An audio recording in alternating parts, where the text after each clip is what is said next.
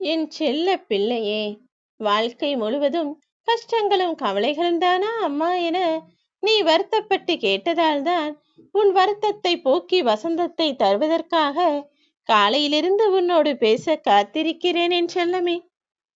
நீ இப்போது கஷ்டங்களாக நினைப்பது எதுவுமே உனக்கான கஷ்டமோ துன்பமோ துயரமோ கிடையாது. இது எல்லாமே உனக்கான வாழ்க்கையை பக்குவப்படுத்தி உனக்கான சந்தோஷத்தை நிரந்தரமாக உன்னிடம் கொடுப்பதற்காகத்தான் செய்கிறேன் என்பதை கூடிய விரைவில் நீ புரிந்து கொள்வாய் என் செல்லமே. வாழ்க்கையில் பக்குவம் கிடைப்பது என்பது அவ்வளவு எளிதானது கிடையாது. அதற்கு பல அவமானங்களை கடந்து வந்துதான் ஆக வேண்டும். நீ ஒரு விஷயத்தை யோசித்து பாரேன். முகம் பார்க்கும் கண்ணாடியை பார்க்கும் போது அதன் முகத்தில் தழும்புகளோ குறையோ கரையோ மங்கோ எது இருந்தாலும் அது காட்டுகிறது என்பதற்காக அந்த கண்ணாடியை நீ உடைத்தா விடுகிறாய்? இல்லைதானே. அதற்கு பதிலாக உன் முகத்தை தானே நீ சுத்தம் செய்ய முயற்சி செய்கிறாய். அதுபோல உன் வாழ்வில் கஷ்டங்கள் வருகிறதே என்பதற்காக கஷ்டங்களையும் துன்பங்களையும் துயரங்களையும் நினைத்து வாழ்க்கையை சலிப்போ வெறுப்போ அடையக்கூடாது. இது எல்லாவற்றையும் சரி செய்வதற்கு என்ன செய்ய வேண்டும் என யோசித்துப்பார் என் செல்லமே. நிச்சயமாக உன் குறைகளை சுட்டி காட்டுபவர்களிடம் நீ கோபப்படக்கூடாது. முடிந்தால் அதை சரி செய்ய முயற்சி செய். இல்லை, அவர்கள் வேண்டுமென்றே உன்னை குறை சொல்கிறார்கள் என உன் மனதிற்கு பட்டால் நீ அதிலிருந்து விலகி வருவதற்கும் அவர்களை விட்டு விலகுவதற்கும் உண்டான வேலைகளை பார்.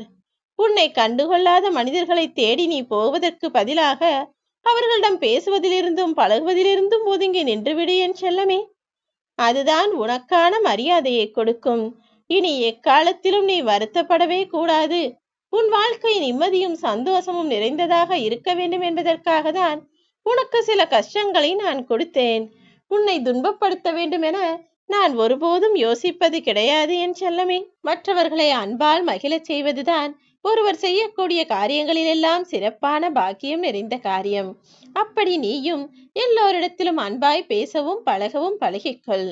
எல்லா விஷயங்களிலும் நீ சந்தோஷமாக இருக்கும்படி உன் வராகியம்மா உனக்கான நல்லதை செய்ய போகிறேன் என்று சொல்லத்தான் இப்போது உன்னை தேடி வந்துள்ளேன்.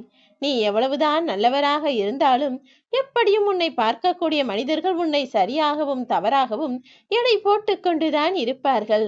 அவர்களுக்கெல்லாம் நீ எந்த பதிலும் சொல்ல வேண்டாம்.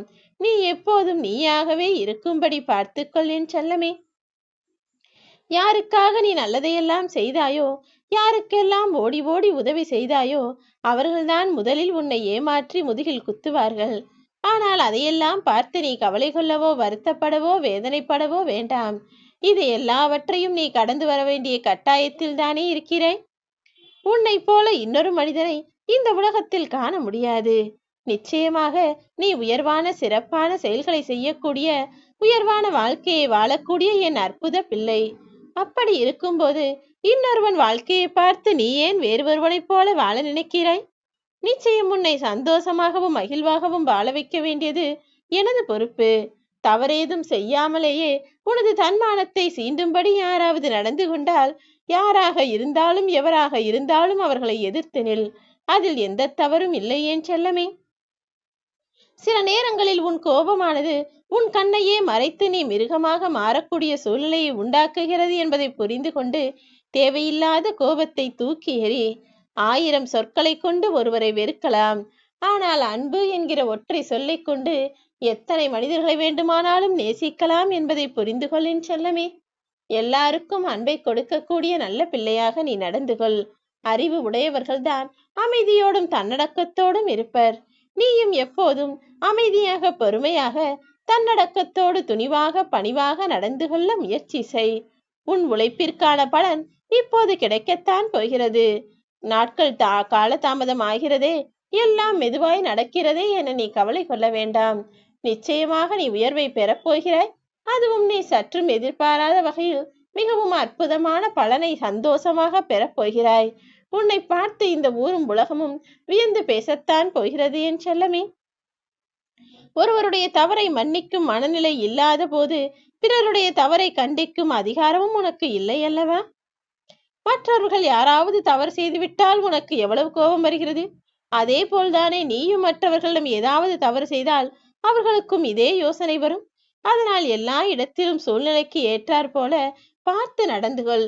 சரியான செயல்களை நேர்மையான முறையில் செய்யப்பார்.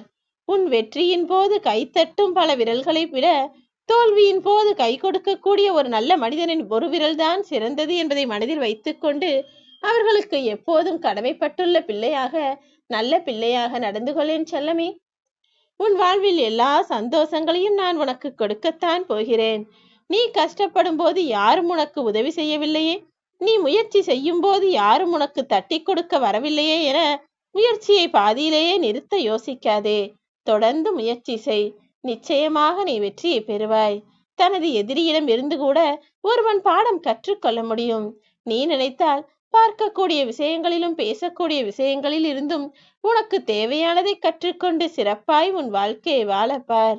நீ என்னதான் தினம் தினம் உதவி செய்தாலுமே கூட நன்றி கெட்டவர்கள் உள்ளத்தில் மதிப்புகள் இருக்காது. ஆனால் அதையெல்லாம் நினைத்து நீ கவலை கொள்ளாதே என் செல்லமே.